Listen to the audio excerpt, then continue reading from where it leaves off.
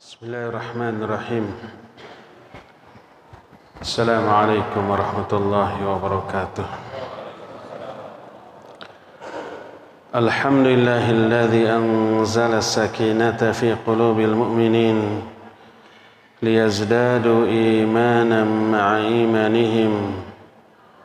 Walillahi junudus samawati wal ard wa kana Allahu aliman hakima. وأشهد أن لا إله إلا الله وحده لا شريك له إقرارا به وتوحيدا وأشهد أن محمدا عبده ورسوله صلى الله عليه وعلى آله وأصحابه وسلم تسليما مزيدا وبعد. Hadirin jamaah Masjid Agung Subang yang Allah muliakan, juga para pendengar Radio Tarbiyah Sunnah Bandung dan juga radio-radio lain, para pemirsa Persada TV, Rabbani TV, Niaga TV dan TV-TV lain, serta para netizen di mana saja Anda berada. Alhamdulillah, kembali kita berjumpa untuk membahas kelanjutan dari pembahasan tentang iman. Kita sudah menjelaskan beberapa penyebab naiknya iman, juga beberapa penyebab turunnya iman, dan terakhir kemarin ujian bagi keimanan. Sekarang kita masuki tema baru yang masih berkaitan dengan iman, yaitu mereguk manisnya iman. Iman itu punya rasa, dan rasa iman itu manis. Kata siapa? Kata Nabi SAW dalam banyak hadis. Di antaranya hadis riwayat Imam Bukhari dan Imam Muslim, serta imam-imam yang lainnya, At-Tirmidzi, An-Nasa'i, Ibnu Majah juga meriwayatkan hadis ini. Nabi SAW dari Anas bin Malik bersabda, "Thalathun man kunna fihi wajada bihinna halawatal iman." Ada 3 perkara. Siapa orang yang memiliki 3 perkara ini dalam dirinya, dia akan merasakan manisnya iman. Dari sinilah kita mengetahui bahwa iman punya rasa manis. Allah Azza wa Jalla menggambarkan di dalam Al-Quran pokok pangkal dari keimanan, yaitu kalimatut tauhid, diumpamakan sebagai sebatang pohon. Pohonnya sangat dahsyat. Akarnya menancap kuat ke dalam tanah. Batangnya tinggi sampai puncaknya mencapai langit, dan bisa kebayang dahan-dahannya, daun-daunnya beserta buahnya amat sangat lebat.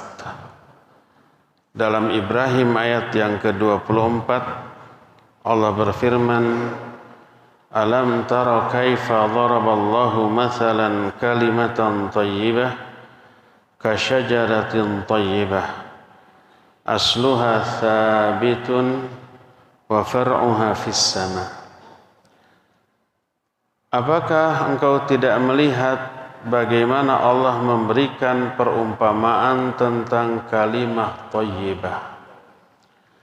Kalimah thayyibah itu maksudnya adalah la ilaha illallah. Oleh Allah diumpamakan seperti pohon yang baik. Akarnya menancap kuat di tanah, sedangkan dahannya, cabangnya menjulang tinggi ke langit. Ketika menjelaskan masalah ini, para ulama ahli tafsir menyatakan yang dimaksud kalimah thayyibah di sini adalah ucapan la ilaha illallah. Pokok pangkalnya atau akarnya yang berupa keimanan menancap kuat di dalam hati setiap mukmin. Adapun dahannya, rantingnya adalah berupa perbuatan melaksanakan seluruh perintah dan menjauhi seluruh larangan. Daun-daunnya adalah simbol dari semangat seorang mukmin dalam mengamalkan kebaikan, dan buahnya adalah ketaatan. Manisnya buah tersebut ketika dipetik, dikupas dan dimakan, inilah yang berupa kelezatan iman, ketenangan, ketentraman, kenyamanan, dan lapangnya dada dan hati ketika melakukan ketaatan tersebut. Makanya berkata Al-Imam An-Nawawi rahimahullah dalam kitab Syarah Sahih Muslim juz yang pertama, ketika menerangkan hadis ini, beliau menyatakan bahwa halawatul iman adalah istildzadu ta'ah. Manisnya iman itu adalah merasakan kelezatan ketika melakukan ketaatan. Ketika orang melakukan ibadah, yang ibadah tersebut membutuhkan kekhusyuan, maka lahirlah halawatul iman. Ketika orang sholat, dia merasakan kenyamanan, ketenangan di dalam sholat.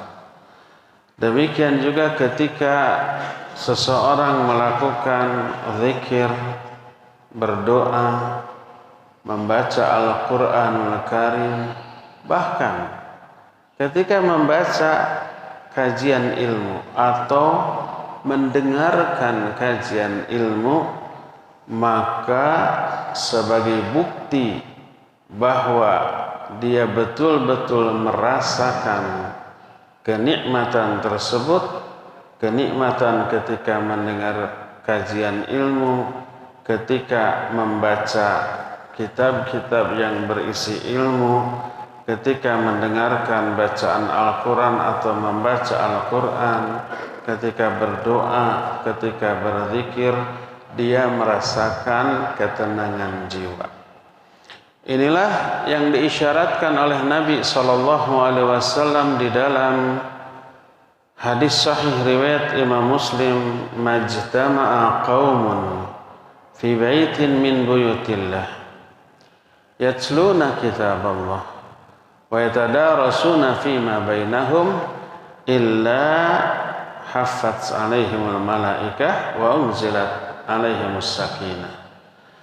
Tidaklah satu kaum berkumpul di salah satu rumah Allah, lalu mereka membaca Al-Quran dan mempelajari isinya, kecuali para malaikat akan turun dan Allah pun akan menurunkan sakinah. Sakinah ini ketenangan jiwa, ketentraman batin, dan itu balasan kontan dari Allah Azza wa Jalla terhadap orang yang melakukan perintahnya. Allah berikan ketenangan. Ketenangan ini menambah iman dibanding iman yang sudah ada sebelumnya. Sebagaimana firman Allah, "Walladzi anzala as-sakinata fi qulubil mu'minin liyazdadu imanan ma'a imanihim." Dialah Allah yang telah menurunkan sakinah atau ketenangan jiwa kepada hati orang-orang mukmin yang mengaplikasikan keimanannya, dalam bentuk sholat, dalam bentuk baca Al-Quran, dalam bentuk mempelajari ilmu tentang Al-Quran, dalam bentuk mendengarkan bacaan atau penjelasan tentang Al-Quran. Allah turunkan sakinah untuk apa? Liyazdadu imanan ma'a imanihim, agar bertambahlah keimanan mereka dibanding keimanan yang sudah ada sebelumnya. Adapun kalau orang sholat atau baca Al-Quran atau berzikir atau berdoa atau membaca buku kitab berisi ilmu atau mendengarkan kajian ilmu, tapi hatinya tidak tenang, hatinya keras, hatinya hambar, hatinya tidak merasakan ketentraman, maka tuduhlah hati tersebut sebagai hati yang terjangkiti oleh penyakit. Karena berkata para ulama, di antaranya dijelaskan oleh Imam Ibnu Qayyim rahmatullahi alaih, kata beliau, orang yang terkena penyakit tipes atau kuning, dia tidak akan bisa merasakan manisnya madu. Madu akan berkurang kadar manisnya. Terkadang madu tersebut terasa pahit oleh dirinya. Bukan madunya yang berubah rasa, bukan madunya yang salah, tetapi fisik diri orang tersebut yang bermasalah, ada penyakit. Mungkin penyakitnya diakibat karena ada kerusakan organ penting, mungkin karena bakteri, mungkin karena virus, mungkin karena kuman. Pokoknya ada masalah dalam tubuhnya, sehingga madu yang manis terasa pahit. Aroma makanan yang enak, yang menggiurkan, yang pikabitaeun dicium oleh orang yang kena penyakit tipes, kena penyakit kuning, terasa bikin mual, terasa bau. Bukan aroma makanannya yang salah, bukan madunya yang pahit, tapi orang itulah yang berpenyakit. Demikian juga apabila sholat yang rasanya manis, baca Quran rasanya manis, karena itu aplikasi dari keimanan. Berzikir, berdoa, mendengarkan kajian mestinya terasa manis karena rasa asli dari semua amalan itu manis. Tapi kalau orang yang mendengarkannya, yang melakukannya tidak merasakan manisnya iman. Halo? Halo? Tidak merasakan manisnya iman, tidak merasa tenang, tidak merasa tentram, tidak merasakan kenyamanan, edan eling ini. Halo? Maka yang salah bukan sholatnya, bukan bacaan Qur'annya, bukan pedaran ilmunya, tapi jiwanya, hatinya yang terjangkiti oleh penyakit. Mungkin penyakit syubhat, mungkin penyakit syahwat, sehingga manisnya iman tidak terasa oleh dirinya. Ketika sholat hambar, nggak betah, ingin segera selesai. Ketika membaca Al-Quran baru seayat dua ayat sudah langsung hilang mood untuk melanjutkannya, akhirnya ditutup. Ketika berzikir mulutnya qomat kamit, tapi hati pikirannya ingat keurusan yang lain, tidak menghadirkan ketenangan dalam jiwanya. Manisnya iman tidak terasa. Itu disebabkan karena ada penyakit. Baterainya kayaknya nih. Itu karena ada penyakit di dalam hatinya. Seperti penyakit tipus atau kuning menyebabkan lezatnya makanan, manisnya madu tidak lagi terasa sebagai sesuatu yang menyenangkan. Tes. Mudah-mudahan ya aling terus.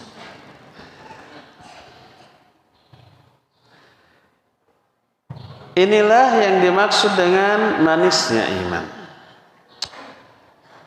Maka kata Imam Ibnu Qayyim, kalau tidak terasa manisnya iman ketika beribadah dan beramal soleh, tuduhlah hatimu bahwa dalam hatimu itu ada penyakit. Kenapa? Karena salah satu di antara sifat Allah adalah syakur. Syakur itu maha berterima kasih. Syakur itu maha pembalas setiap kebaikan. Kebaikan apapun, ibadah, amal soleh yang dilakukan oleh manusia, bila diterima oleh Allah, Allah balas kontan dan ada balasan yang kelak ditunda untuk di akhirat. Itu selalu. Sebab Allah maha syakur. Apa balasan yang kontan di dunia bagi orang-orang yang melakukan ibadah dan amal soleh? Pertama, tadi itu ketenangan jiwa, ketentraman batin, kesejukan kalbu yang Allah berikan kepada orang yang ibadah. Dia betah dalam melakukan ibadahnya. Apapun bentuk ibadahnya, dia ingin berlama-lama di sana karena merasakan kenikmatan rohaniyah yang tiada tara. Ini yang menjadi rahasia kenapa Nabi, para sahabat, para ulama, kalau sholat itu lama sekali, berjam-jam, sholat malam sendirian. Kalau fardu nggak bisa kan, karena berjamaah. Tapi kalau sholat malam, sholat sunnah sendirian, sebebas-bebasnya, selama apapun boleh. Dan mereka memanfaatkan hal tersebut untuk memuaskan jiwanya, mereguk kenikmatan rohaniyah ketika sholat. Ini yang disebut dengan halawatul iman. Makanya berkata Imam An-Nawawi, halawatul iman tashmulu al-khushu'a fis sholat. Manisnya iman itu mencakup kekhusyuan di dalam sholat. Jadi bila sholat kita hambar, zikir kita hambar, doa kita hambar, bacaan kita hambar, tuduh dirimu yang berpenyakit. Karena Allah maha syakur, maha pembalas secara kontan. Salah satu balasan yang kontan yang Allah berikan kepada manusia ketika ibadah manusia itu diterima, Allah berikan ketenangan, ketentraman, keteduhan, kenyamanan, kesejukan yang dia rasakan di dalam ibadahnya. Akhirnya betah. Ini yang kontan yang pertama. Balasan kontan kedua, Allah berikan hidayah. Allah berikan taufik. Allah berikan keinginan untuk melakukan ibadah dan amal soleh lainnya setelah itu. Imam Ibn Rajab berkata, qala ba'dus salaf, telah berkata para ulama salaf, man amila hasanah thumma atba'aha bihasanah fadzalika alamatu qabulil hasanatal ula fa innallaha idza taqabbala amala 'abdin waffaqahu lil a'mali shalihah ba'dahu. Siapa orang yang melakukan satu kebaikan lalu diikuti oleh kebaikan kedua, kebaikan kedua ini menjadi tanda kebaikan pertama kali diterima oleh Allah Azza wa Jalla.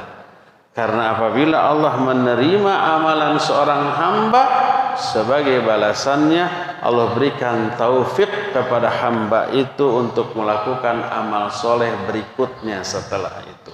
Ini balasan kedua yang kontan berupa hidayah. Maka kalau dua ini tidak Allah berikan, tuduh hatimu pasti berpenyakit, dan hati yang berpenyakit melahirkan ibadah yang kualitasnya buruk. Ibadah yang kualitasnya buruk ditolak oleh Allah, dan sebagai tanda ditolaknya ibadah tersebut, Allah tidak balas dengan memberikan ketenangan, ketentraman. Hatinya tetap hambar, hatinya tetap keras, hatinya tetap resah dan gelisah, risau dan galau. Ibadahnya tak berpengaruh kepada jiwanya, juga tak berpengaruh kepada perubahan akhlak di luar ibadah tersebut. Ini yang disebut dengan halawatul iman, manisnya iman, dan itulah yang kata Syekhul Islam Ibn Taimiyah yang disebut dengan jannah fid dunya, surga di dunia. Beliau berkata, inna fid dunya jannatan lam yadkhul jannatal akhirah. Sesungguhnya di dunia ini ada surga. Siapa yang belum memasuki surga di dunia, dia tidak akan memasuki surga di akhirat. Apa surga dunia? Ketenangan ketika ibadah, kelezatan rohaniah ketika beramal soleh, ketentraman jiwa ketika melakukan kebaikan. Itulah yang disebut dengan surga dunia. Siapa orang yang ketika ibadah beramal soleh tetap hambar, jangan berharap bisa masuki surga akhirat, karena surga dunia pun belum pernah dia rasakan. Yang akan dirasakan oleh orang yang sholatnya hambar adalah azab.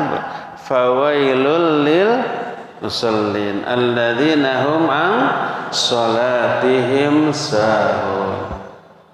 Celaka tuh, diazab orang yang sholat. Orang yang sholatnya itu tidak melahirkan ketenangan jiwa, tidak melahirkan ketentraman batin, tidak membuahkan keteduhan kalbu. Sahun dia di dalam sholatnya, diazab. Bukan dijanjikan surga. Yang dijanjikan surga mah orang yang khusyuk. Qad aflahal mu'minun alladzina hum fi sholatihim khasyun. Di akhir penjelasan tentang ciri orang beriman, ulaika humul warithun alladzina yarithunal firdausum fiha khalidun. Nah, yang khusyuk salatnya, mereka menjadi ahli waris yang mewarisi surga firdaus, dan mereka kekal di dalamnya selama-lamanya. Tuh, ternyata kalau iman kita benar, berbuah manis, membuat kita betah dalam beribadah, ingin berlama-lama dalam bertaqarrub, ingin tenggelam hati dan pikiran di dalam zikrullah, zikir kepada Allah Azza wa Jalla. Nih, kira-kira ibadah kita sudah sampai ke taraf itu apa belum? Kalau belum, menangislah. Karena ternyata kita belum mengecap kenikmatan surga dunia. Dan ini tanda seseorang yang seperti itu nggak akan memasuki surga di akhirat nanti. Apa kiat atau resep agar kita mampu mereguk manisnya iman? Banyak kiat, banyak cara, banyak jalan untuk meraih manisnya iman. Diterangkan dalam banyak hadis. Tapi dalam pertemuan kita ini nggak akan semua hadis, kita hanya akan bahas satu hadis saja. Lamitei. Padahal kita kan waktunya terbatas, cuma 10 menit lagi. Poin yang harus diterangkan banyak dalam satu hadis juga. Satu hadis saja, riwayat Bukhari, Muslim, At-Tirmidzi, An-Nasai, Ibnu Majah dan yang lain-lain. Sanadnya sahih. Thalathun man kunna fihi wajada bihinna halawatal iman. 3 perkara tuh. Siapa orang yang memiliki 3 perkara, 3 kiat. Kiat bahasa Indonesia bukan bahasa Subang, kade. Apa arti kiat di sini? Cara, metode. Sanes kuat. Ada 3 perkara. Siapa yang memiliki ketiga perkara ini dalam dirinya, dia akan mereguk manisnya iman. Salatnya akan khusyuk. Demikian juga baca Qur'annya, disertai penghayatan, zikirnya, doanya, bacaan terhadap buku atau kitab, bahkan termasuk mendengarkan kajian kitab, kajian ilmu. Tidak semua orang yang mendengarkan penjelasan ilmu dapat ketenangan, tidak. Kalau sehat pasti dapat. Seperti orang sehat meminum madu, pasti akan terasa manis. Asal yang madu yang manis, kan ada yang madu yang pahit ya. Tapi kalau orang sakit tipes dikasih madu nyengir, terasa pahit, apalagi yang pahit. Nggak tahu kalau orang sakit tipes dikasih madu pahit jadi manis gitu. Kayaknya tambah pahit deh. Jadi kalau orang itu hatinya sehat, ngaji, mendengarkan kajian ilmu seperti, pasti akan tenang jiwanya. Sebagaimana hadis tadi, kalau satu kaum berkumpul di rumah Allah baca Quran, membahas isinya, mengkaji ilmu, pasti akan Allah berikan, turunkan sakinah atau ketentraman jiwa ke dalam dirinya. Pasti itu. Bagaimana caranya agar kita sholat bisa khusyuk? Agar kalau kajian itu tidak ngantuk, tidak ngelamun, tidak bosan, tapi enjoy, menikmati, tenang dan tentram. Siapapun ustadznya, baik kasep ataupun ganteng, tidak ada ustadz yang goreng patut, insya Allah. Hibur diri. Pasti akan tenang jiwa. Karena itu janji dari Allah. Huwallazi anzala sakinata fi qulubil mu'minin wa anzalat alaihimus sakinah, turun kepada mereka sakinah. Mesti itu. Siapa yang ingin demikian, miliki ketiga hal ini. Yang pertama tentang tauhid dan manhaj. Perdalam tauhid, yakini tauhid, luruskan manhaj. Yang kedua, akhlak. Coba perhatikan yang berikut ini.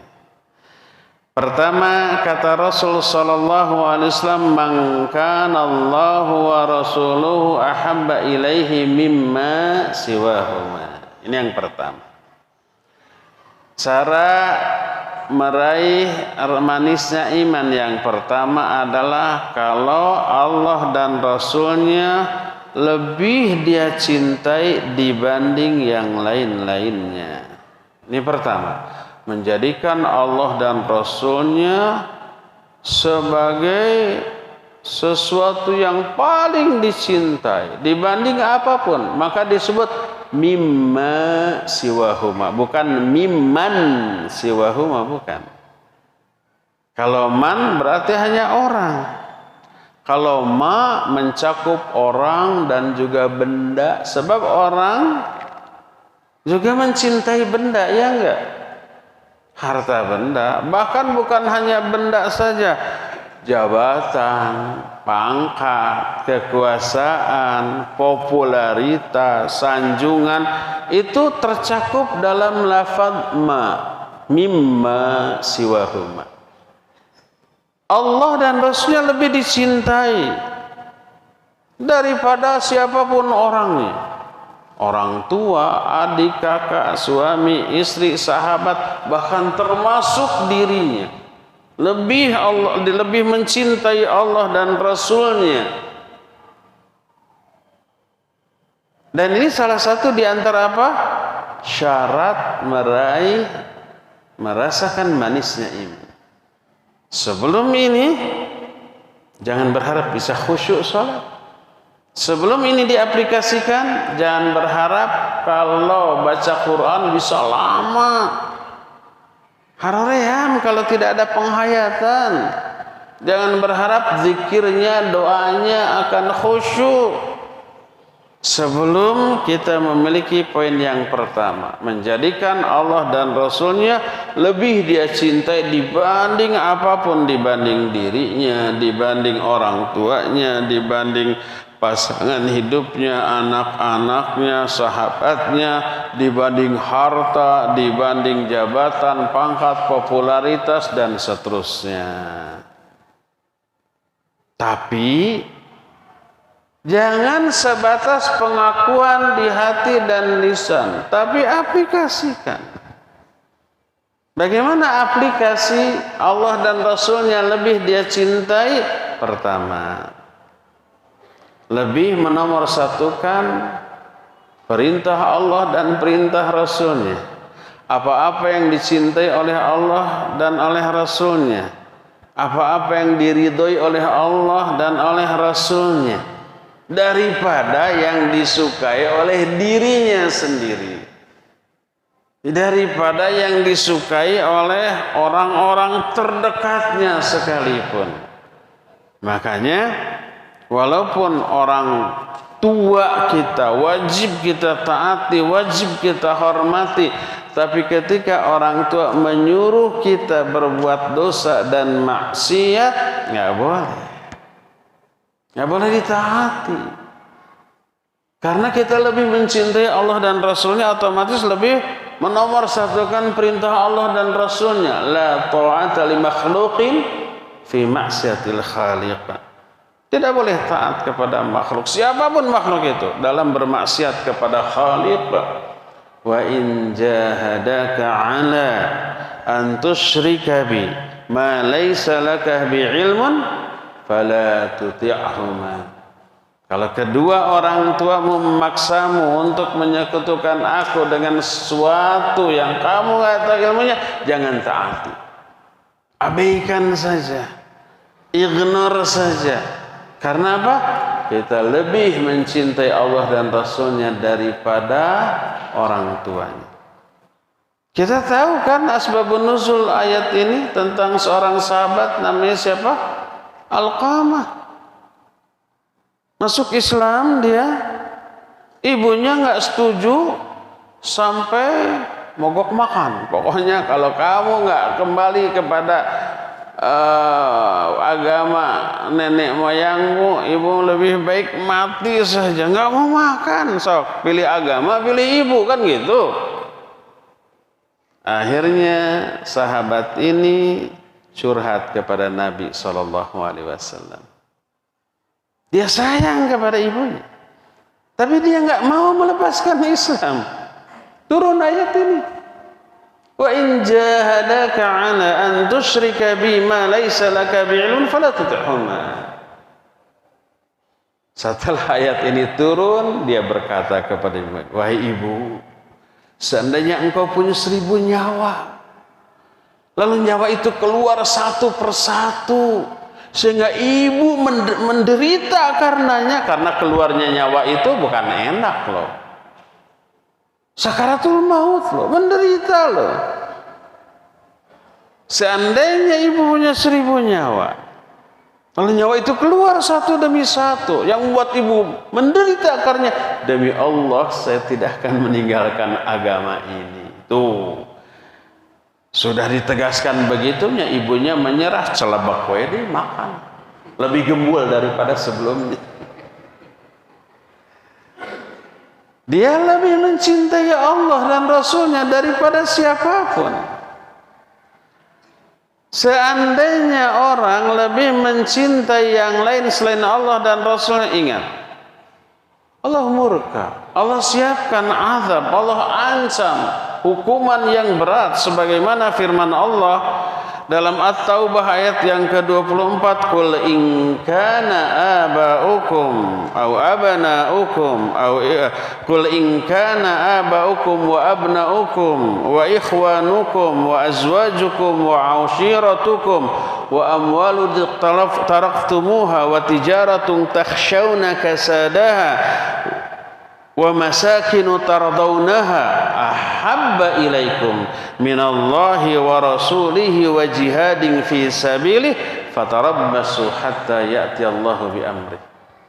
Katakan oleh Muhammad, jika bapak-bapak kalian, anak-anak kalian, saudara-saudara kalian, istri-istri kalian, keluarga-keluarga kalian, atau harta-harta kalian yang kalian usahakan, atau perniagaan bisnis yang kalian khawatirkan kerugiannya, atau tempat-tempat tinggal kalian yang menyenangkan kalian, kalau semua itu lebih kalian cintai daripada Allah, Rasulnya, dan jihad di jalannya, maka tunggu sampai Allah mendatangkan azabnya kepada kalian.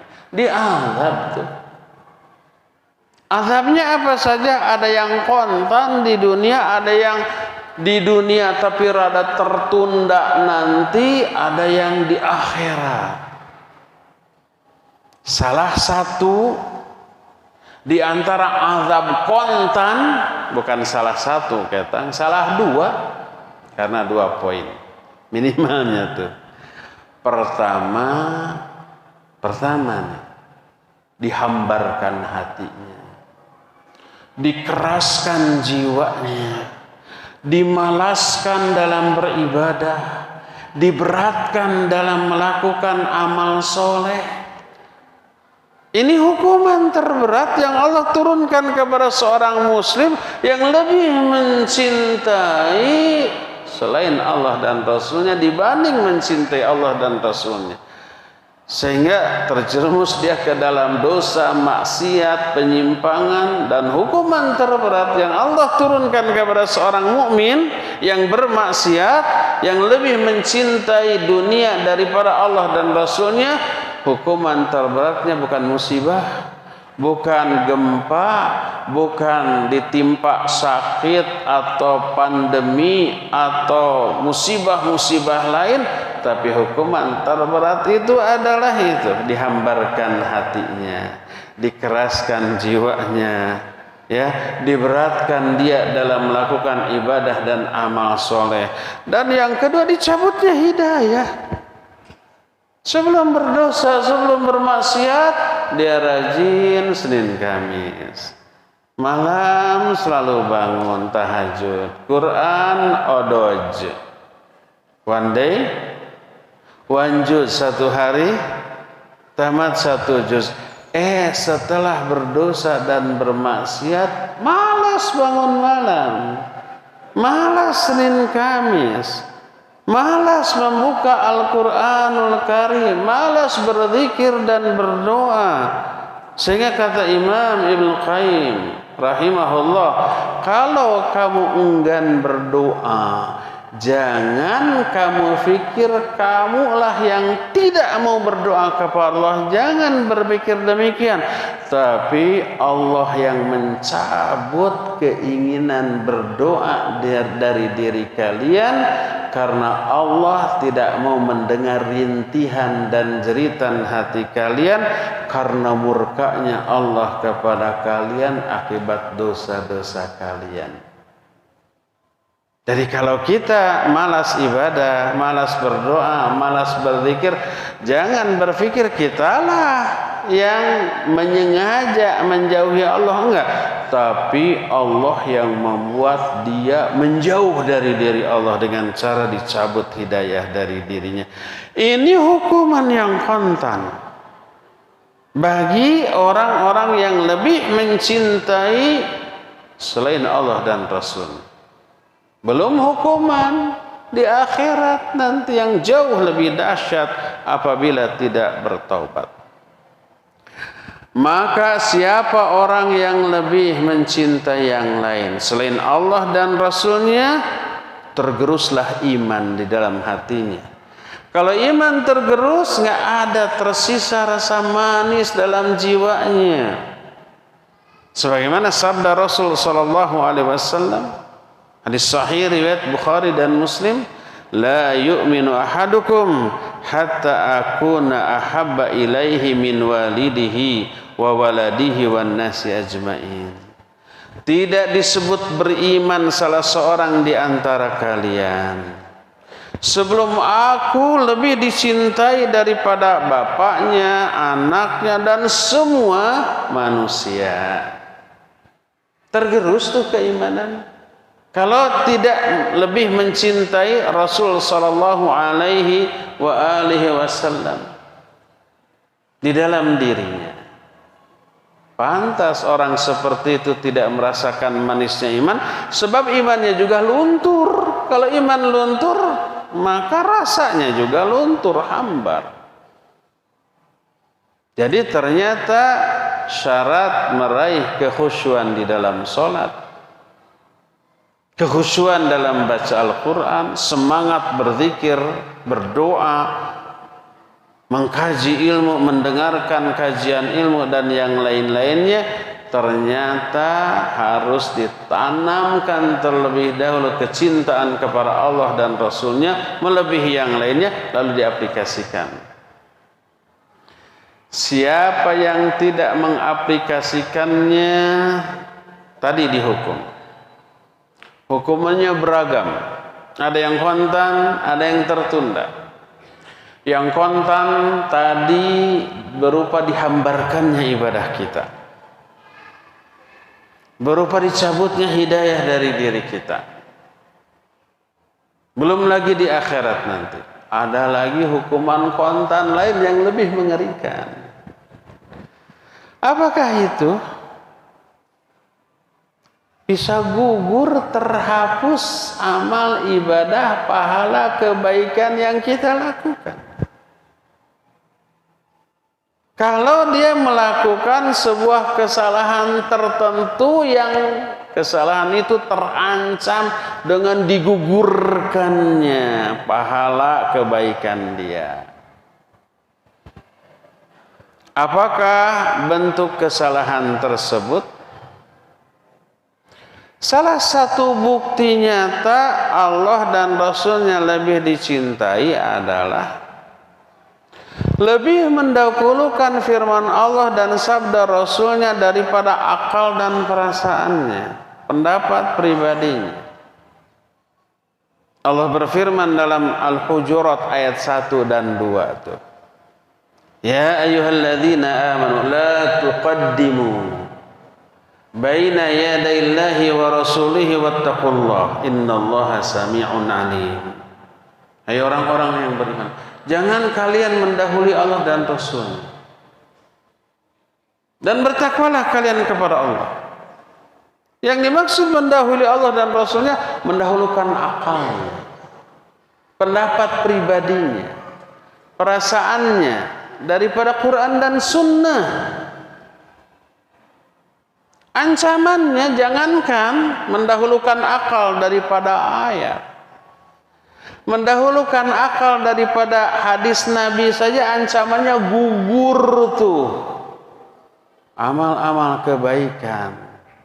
Sebagaimana dalam surah Al-Hujurat ayat yang keduanya, ya ayyuhalladzina amanu la tarfa'u aswatakum fawqa sautin nabi wa la tajharu lahu bil qawli ka jahri ba'dikum li ba'din an tahbatu a'malukum wa antum la tash'urun. Hai orang-orang yang beriman, jangan kalian lebih meninggikan suara kalian di atas suara Nabi dalam berbicara, seperti sebagian kalian mengeraskan suara di atas sebagian yang lain. Walaupun isi omongannya benar, tapi nada bicaranya melebihi atau lebih tinggi dari nada bicara Nabi, maka terancam gugur amal perbuatan. Harus lebih rendah. Ini berlaku untuk para sahabat yang sezaman dengan Nabi SAW.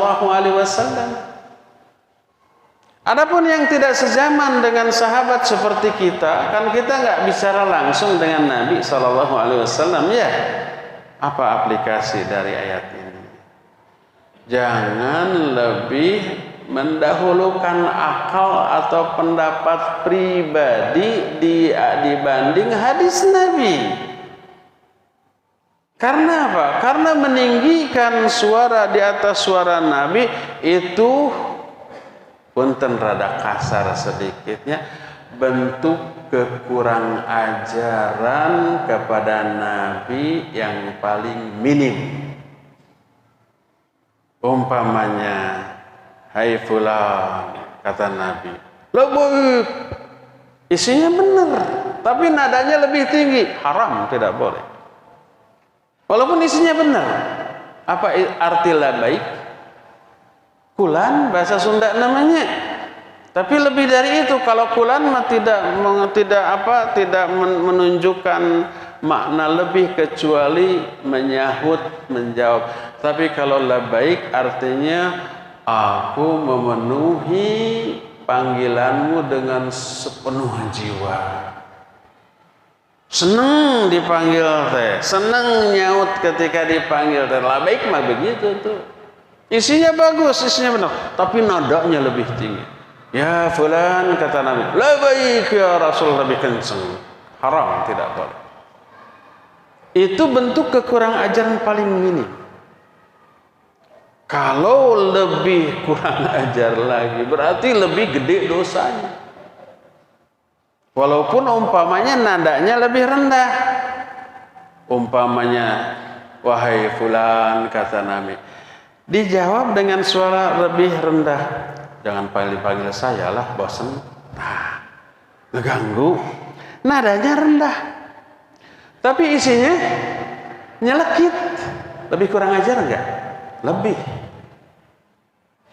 Apalagi ada hadis Nabi dibantah dengan akal. Dengan mau ngomong, pakai akal dong sayang dalam memahami agama teh. Ngomong pakai akal untuk membantah hadis Nabi alaihi salatu wassalam. Terkena ancaman ayat ini. La tarfa'u aswatakum fawqa sautin nabi wa la tajharu lahu bil qaul kajahri ba'dikum li ba'din an tahbatu a'malukum wa antum la tash'urun. Batal amal-amal kamu tanpa kamu sadar. Sambil cengengesan merendahkan isi dari hadis Nabi sallallahu alaihi wasallam tersebut. Ini balasan kontan, gugur tuh kalau ada kebaikan pada dirinya. Ya pastilah sebagai manusia ya, karena bukan setan, manusia sebejat-bejat manusia ya, ada kebaikannya mungkin ada. Gugur. Jangankan begitu, walaupun banyak juga gugur, apalagi sedikit, bangkrut orang seperti itu di akhirat. Berdasarkan hal itulah maka kiat yang pertama untuk meraih manisnya iman adalah cintai Allah dan Rasulnya melebihi apapun, melebihi siapapun. Prioritaskan apa yang Allah sukai, yang Allah ridhai, apa yang Allah perintahkan dibandingkan keinginan diri kita. Dibanding apa yang kita sukai, apa yang kita ridhai, maka ikutkan ridho dan bencinya kita kepada ridho dan benci Allah, cinta dan tidak sukanya kita ikutkan kepada cinta dan tidak sukanya Allah, maka itu tanda kita lebih mencintai Allah dan Rasulnya. Ini poin yang pertama. Poin yang kedua, ini akhlak kok, yaitu wa ayyuhibbal mar'a la yuhibbuhu illa lillah. Ternyata kekhusyuan salat Kehusuan dalam baca Quran, berzikir dan berdoa dipengaruhi oleh bagaimana kita berinteraksi dengan sesama muslim. Nih yang kedua, agar kita bisa meraih halawatul iman adalah mencintai seseorang, sesama muslim. Dia tidak mencintai orang itu kecuali karena Allah. Maksud mencintai karena Allah adalah mencintai orang itu karena keimanan dia, ibadah dia, amal soleh dia, kesolehan dia. Walaupun dia miskin, walaupun dia rakyat jelata, walaupun dia status sosialnya rendah, tapi agamanya bagus, wajib kita cintai. Kalau mencintai orang karena hartanya, saya suka dia karena dia kaya. Siapa tuh kecipratan? Saya suka dia karena dia berkuasa, berpangkat, punya jabatan. Siapa tuh diangkat. Maka itu bukan karena Allah. Maka itu karena kepentingan dunia, nggak masuk itu. Wa ayyuhibbal mar'a la yuhibbuhu illallah illa lillah. Mencintai sesama muslim dan dia tidak mencintai dia kecuali karena Allah. Ini kiat yang kedua untuk meraih manisnya iman, yang menunjukkan akhlak dan muamalah kita terhadap sesama mempengaruhi kekhusyuan salat kita, kekhusyuan bacaan Quran kita, zikir kita, doa kita, kekhusyuan di dalam menyimak ilmu yang kita dengar dari guru-guru kita. Kenapa demikian? Pertama, memang Allah yang ngatur hati kita ya. Mau kita ini dikhusyukan atau tidak, Allah yang ngatur. Dan Allah akan mengatur kondisi hati manusia karena keadilan. Adil, nggak mungkin zalim. Kalau Allah memberikan hidayah, memberikan rahmat, memberikan ketenangan jiwa, itu karena balasan atas kebaikan orang itu. Sudah dijelaskan tadi, salah satu balasan kontan dari Allah kepada orang yang beribadah, beramal soleh, diberikan ketenangan jiwa. Sebaliknya, kalau Allah mencabut hidayah, memberatkan ibadah, memalaskan beramal soleh, menghambarkan ibadahnya, bahkan ada sampai muncul rasa suka berdosa dan bermaksiat. Siapa yang ngasih? Allah. Kenapa Allah kasih? Balasan atas dosa-dosa yang dia lakukan sebelumnya. Jadi kalau kita mencintai sesama muslim karena Allah, itu ibadah yang agung. Allah balas. Salah satu balasan kontan dari Allah adalah diberikan halawatul iman. Kenapa orang yang mencintai sesama muslim diberi halawatul iman atau manisnya iman? Pertama, orang itu berarti mengaplikasikan keimanan dia kepada Allah. Dia punya iman, ya dia aplikasikan. Salah satu aplikasi dari iman itu mencintai sesama mukmin. Kalau tidak ada cinta kepada sesama mukmin, nggak ada iman. Kalau nggak ada iman, jangan berharap masuk surga. Allah berfirman, innamal mu'minuna ikhwah. Hanyalah sesama mukmin itu bersaudara. Kalau kepada sama saudara wajib ada rasa cinta, mencintai. Nggak boleh ada benci, dengki, memusuhi. Ini kunci masuk surga. Hadis sahih riwayat Imam Bukhari dan Imam Muslim menyatakan, la tadkhulul jannata hatta tu'minu wa la tu'minu hatta tahabu. Kalian tidak bisa masuk surga sebelum kalian beriman, dan kalian tidak dikatakan beriman sebelum kalian saling mencintai. Jadi iman wajib diaplikasikan dalam bentuk mencintai sesama mukmin. Nggak boleh ada benci, dengki, iri dan sejenisnya, apalagi sampai memusuhi. Itu pertama, wajib ada rasa cinta. Kedua, aplikasikan cinta itu. Jangan hanya di mulut. Ikhli bedih, I love you, aku cinta padamu, sarang hiu, ya, wo aini, kulo tresno, dan seterusnya. Artinya I love you, artinya aku cinta. Iya, ucapan itu bagus, katakan. Sebagaimana nanti ada hadisnya. Tapi jangan sebatas di mulut, aplikasikan. Gimana cara mengaplikasikannya? Banyak. Kalau ngomong jangan sampai nyelekit, menyakiti. Jaga mulut. Bicara baik, kalau enggak, diam. Kalau kedatangan tamu, muliakan. Kalau bertetangga, muliakan. Ini aplikasi iman. Man kana yu'minu billahi wal yawmil akhir falyaqul khairan au liyasmut fal yukrim dhaifa fal yukrim jarahu.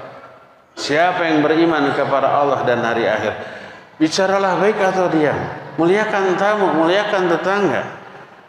Dan ketika mulutnya, perilakunya menyakiti tetangga, menunjukkan nggak ada cinta, menunjukkan nggak ada iman, imannya tergerus. Beliau bersabda, wallahi la yu'minu, wallahi la yu'minu, wallahi la yu'minu. Demi Allah tidak beriman, demi Allah tidak beriman, demi Allah tidak beriman. 3 kali itu, ya diawali sumpah, ya diulang 3 kali. Ini takkid, menegaskan, menguatkan, memastikan orang itu tidak beriman. Ditanya, man ya Rasulullah, siapa yang tidak beriman itu wahai Rasulullah? Dijawab, man la yamunu jaruhu bawa'iqahu, orang yang tetangganya enggak merasa aman dari gangguannya. Tukang mengganggu tetangga, menyakiti tetangga dengan apapun, enggak ada iman tuh orang. Karena iman itu aplikasinya cinta, dan cinta aplikasinya salah satunya orang lain selamat dari dirinya. Ini hakikat dari keislaman seorang. Al-muslimu man salimal muslimuna min lisanihi wa yadihi. Seorang muslim yang hakiki adalah orang yang muslim lainnya selamat dari gangguan lisannya dan juga tangannya. Itu salah satu di antara aplikasi dari kecintaan kita kepada sesama mukmin. Apa hubungannya mencintai sesama mukmin dengan kekhusyuan di dalam salat? Mafhum mukhalafah dari pernyataan ini adalah siapa yang ada rasa benci, iri, dengki, memusuhi kepada sesama muslim, jangan berharap bisa khusyuk. Allah, setan akan memanfaatkan kebencian itu untuk mengganggu sholatnya.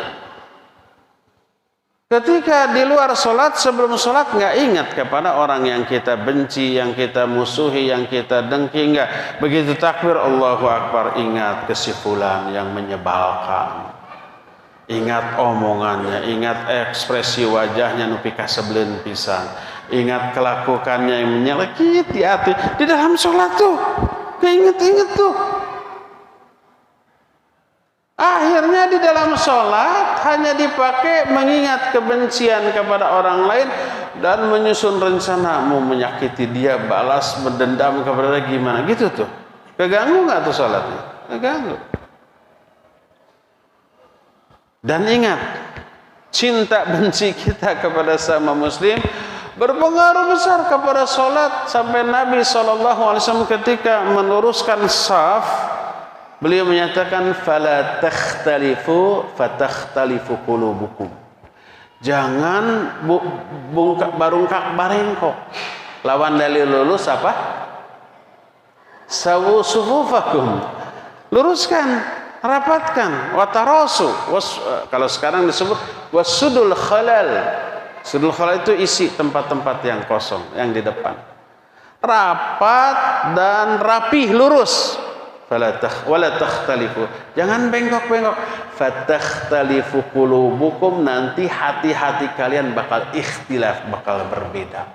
Ingat, tidak lurusnya saf dalam sholat berpengaruh tuh nanti ke dalam hati. Hati yang ikhtilaf teraplikasi, terwujud dalam bentuk perilaku, tingkah laku, nanti banyak nggak sejalan dengan sesama saudara Muslim, akhirnya terjadi benturan, gesekan, terjadi bentrokan, terjadi ketidakcocokan, akhirnya berpecah belah. Jadi besar keterkaitan kekhusyuan dalam sholat dengan muamalah kita secara sosial. Maka untuk itulah baik Allah ataupun Rasulnya dalam ayat atau dalam hadis-hadis yang sahih banyak memotivasi kita untuk mewujudkan rasa cinta dan kasih sayang kita kepada sesama mukmin dalam bentuk apapun. Sampai berkata Rasulullah sallallahu alaihi wasallam, ahabbul ibadi ilallah anfa'uhum. Dalam riwayat Bukhari dikatakan khairun nas anfa'uhum linnas. Manusia yang paling baik adalah manusia yang paling bermanfaat bagi manusia lain. Hamba Allah yang paling Allah cintai adalah yang paling bermanfaat bagi manusia yang lain. Dan amal yang paling Allah cintai, amal yang mewujudkan kepedulian sosial. Dalam hadis sahih riwayat Imam At-Tabrani, Rasul sallallahu alaihi wasallam bersabda, ahabbul a'mali ilallah sururun tudkhiluhu ala qalbil muslim, au takshifu anhu kurbatan, au taqdi anhu dainan, au tatradu anhu ju'an. Amal yang paling Allah cintai adalah memasukkan kebahagiaan kepada hati sesama muslim, atau kalian lepaskan mereka dari kesulitan, atau kalian lunaskan hutangnya, atau kalian hilangkan rasa lapar dari diri mereka. Itu amal yang paling Allah cintai. Ini aplikasi kecintaan kepada sama muslim. Sampai di akhir hadis ini Nabi SAW menyatakan, fa wallahi li an amsya ma'a akhi fi hajatihi ahabbu ilayya min an a'takifa fi masjidis syahra. Demi Allah, kalau aku berjalan bersama saudaraku untuk membantu dia dalam memenuhi kebutuhan dunianya, lebih aku cintai daripada beriktikaf di masjidku ini selama sebulan. Iktikaf di Masjid Nabawi sebulan, kebayang nggak pahalanya segede apa? Besar.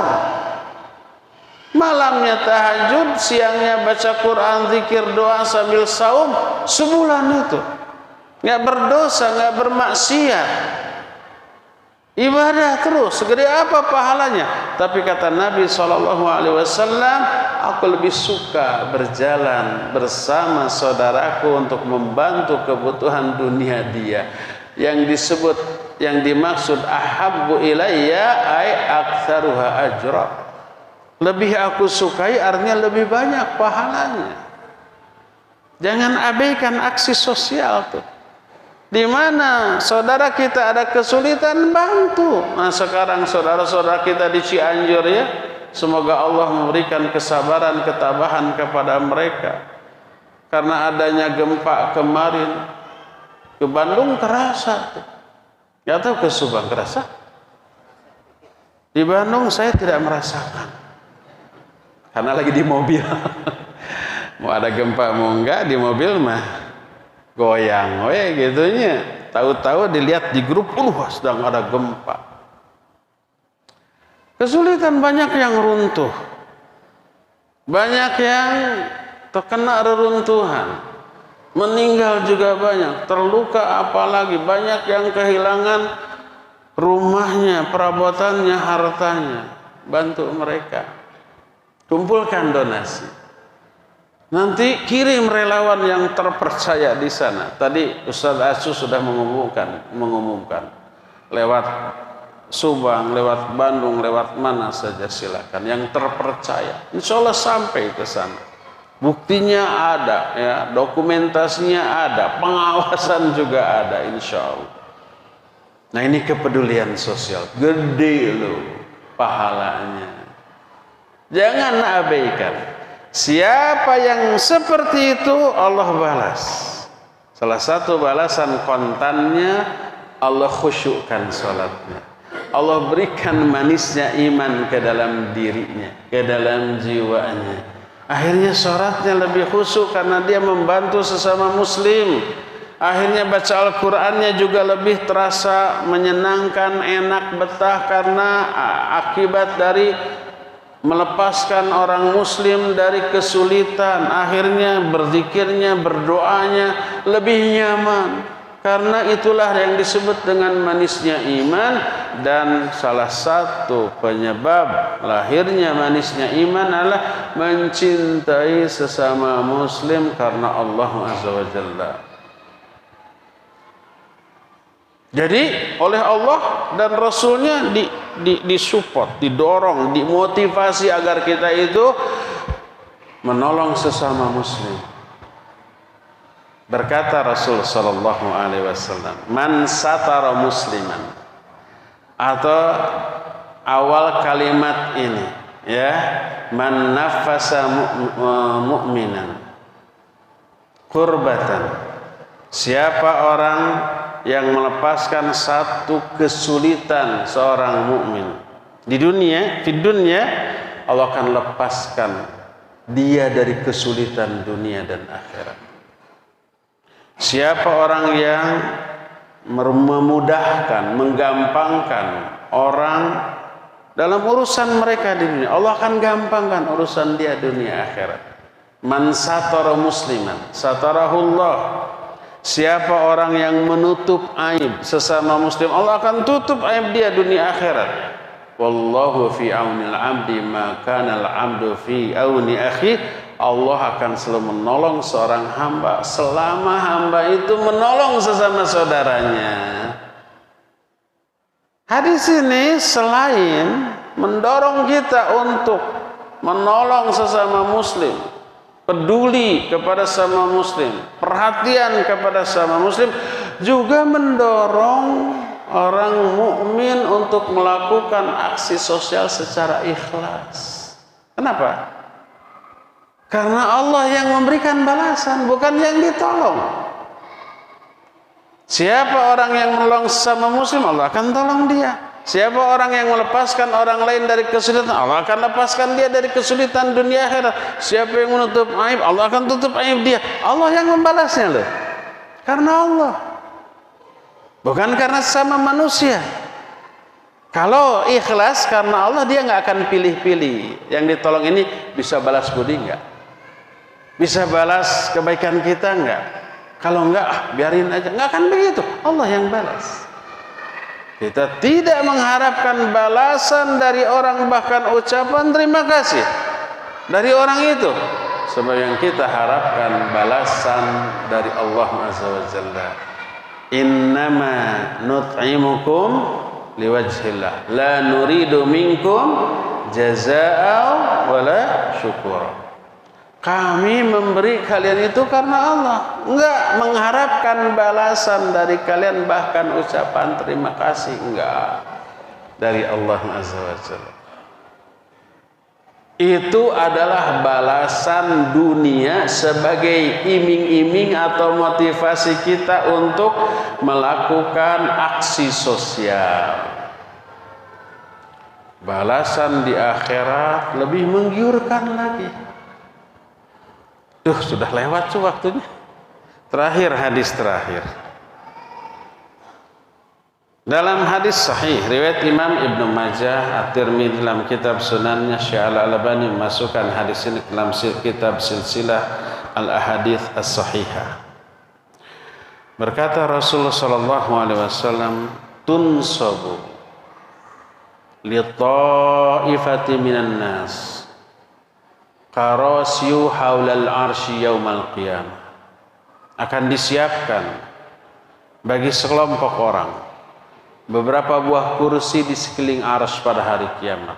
Dalam riwayat lain, manabiru min nur, mimbar-mimbar yang bercahaya. Alaiha qaum, di atas kursi atau mimbar itu ada satu kaum, duduk orang-orang di atas kursi yang bercahaya tadi. Laisu wujuhum nurun kal qamari lailatal badr wa libasuhum nurun. Wajah mereka bercahaya seperti bulan di malam purnama, sumringah saking bahagianya. Pakaian mereka juga bercahaya. Laisu bi anbiya wala syuhada. Mereka bukan para nabi, bukan para syuhada. Yaghbituhumun nabiyyuna wasyuhada wassolihun. Para nabi, para syuhada, orang-orang soleh merasa kabita dengan kedudukan mereka. Itu orang di akhirat begitu tuh, diistimewakan oleh Allah. Para sahabat bertanya, man haula? Sifhum lana ya Rasulullah. Siapa mereka itu? Terangkan sifat-sifat mereka kepada kami ya Rasulullah. Mereka ingin tahu agar bisa meraih kedudukan istimewa di akhirat tersebut. Ternyata Nabi menjawab, mereka bukan ahli tahajud, ahli saum, ahli ibadah, tapi orang yang peduli kepada sesama. Beliau menjawab, humul mutahabuna fillah wal mutajalisuna fillah wal mutanasihuna fillah wal mutazawiruna fillah wal mutanasiruna fillah. Mereka orang-orang yang memiliki 5 sifat. Pertama, mereka saling mencintai karena Allah. Kedua, mereka saling bermajlis karena Allah. Ketiga, mereka orang-orang saling menasihati karena Allah. Keempat, orang-orang saling mengunjungi karena Allah. Dan mereka juga orang-orang yang saling menolong karena Allah. Lihat, 5 sifat ini semuanya aksi sosial, semuanya akhlak, semuanya interaksi yang baik dengan sesama manusia. Orang yang mampu berinteraksi secara baik itu orang spesial, orang istimewa. Jarang yang seperti ini, rata-rata kan egois. Karena istimewa, karena spesial, mereka diistimewakan di akhirat oleh Allah. Selain dapat kursi, dapat naungan tuh. Sab'atun yudhilluhumullahu fi dhillih yauma la dhilla illa dhilluh. 7 golongan yang Allah akan naungi di hari yang tidak ada naungan di hari itu selain naungan Allah. Salah satunya adalah rajulan tahaba fillah ijtama'a alaihi wa iftaraqa alaihi. 2 orang, laki atau perempuan sama saja, saling mencintai karena Allah, berpisah bertemu karena Allah Subhanahu wa taala. Mereka istimewa di dunia dan akan diistimewakan sampai di akhirat nanti. Jadi inilah kiat yang kedua untuk meraih manisnya iman. Pertama, lebih mencintai Allah dan Rasulnya. Yang kedua, mencintai sesama muslim. Kalau yang ketiga kita bahas tahun depan saja. Untuk sekarang cukup sampai di sini, dan sebenarnya sudah tidak ada waktu untuk bertanya jawab, tapi nggak apa-apa, bonus lah Kak Ikhwan ya.